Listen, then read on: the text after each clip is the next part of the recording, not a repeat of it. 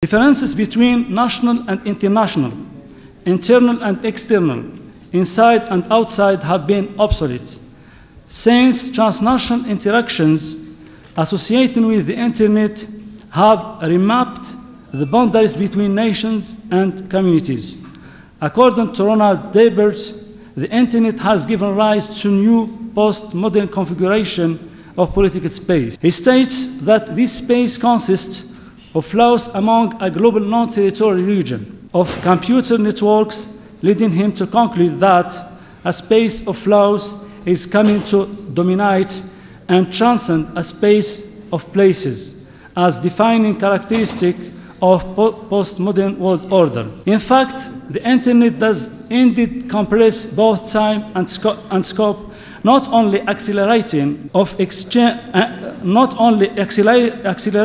speed of exchange of information among whoever has access to this technology, but also creating a virtual space for such political projects as anti-globalization mobilization.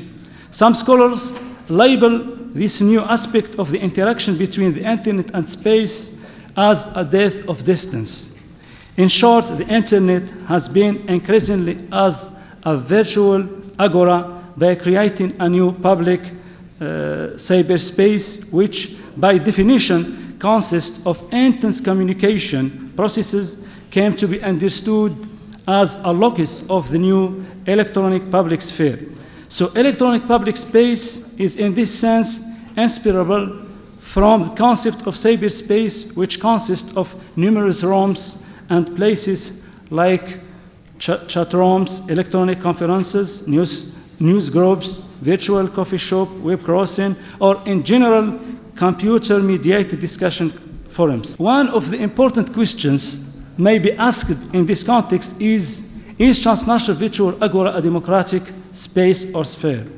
Although Athenian agora had never been a democratic venue compared to the rule of the modern democracy or the Western democracy, since women, slaves, aliens, and other non-citizens did not participate in this Athenian agora. But urban public space has been generally considered historically as an essential spatial element of the realization of democratic social and political life. Proponents of cyberspace argue that thanks to new ICTs, virtual space becomes an important meeting arena for political and social discourses.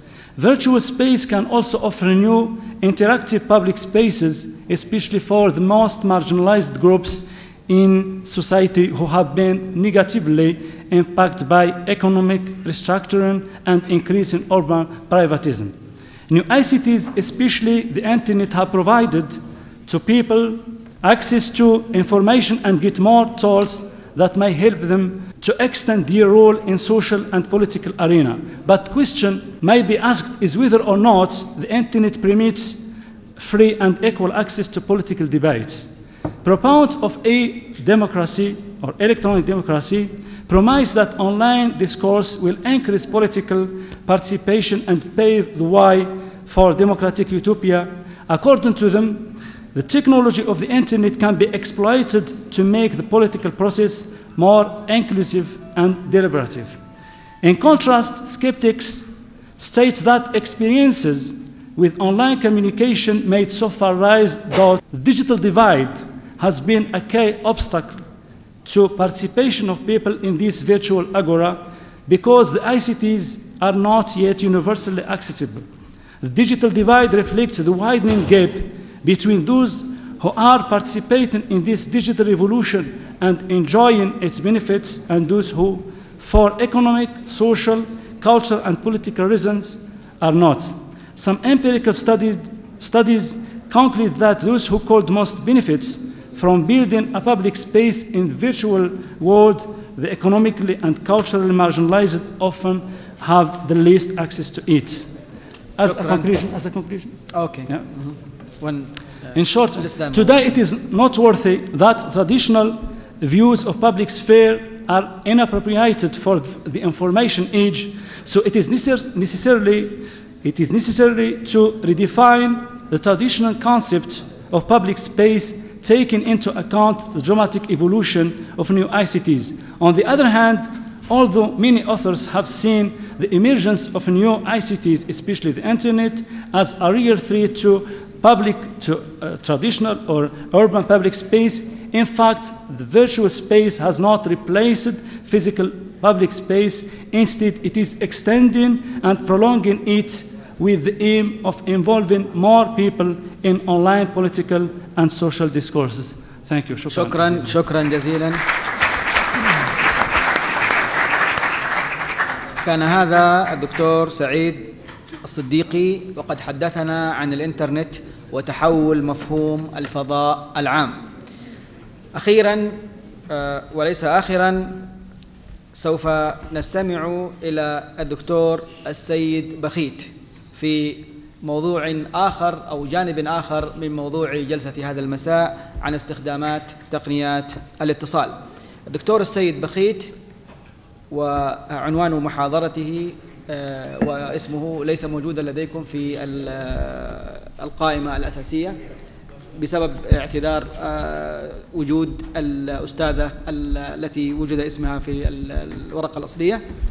الدكتور السيد بخيت سوف يحدثنا عن التقنيات الحديثة المستخدمة في التواصل بين الصحفيين وممارسي العلاقات العامة. الدكتور السيد بخيت هو أستاذ مشارك بجامعتي القاهرة والشارقة، وهو منسق مسار الإعلام المرئي بجامعة الشارقة. له العديد من البحوث في الصحافة والإعلام، أبرز اهتماماته البحثية تدور حول تكنولوجيا الاتصال والصحافة الإلكترونية، أخلاقيات الإعلام.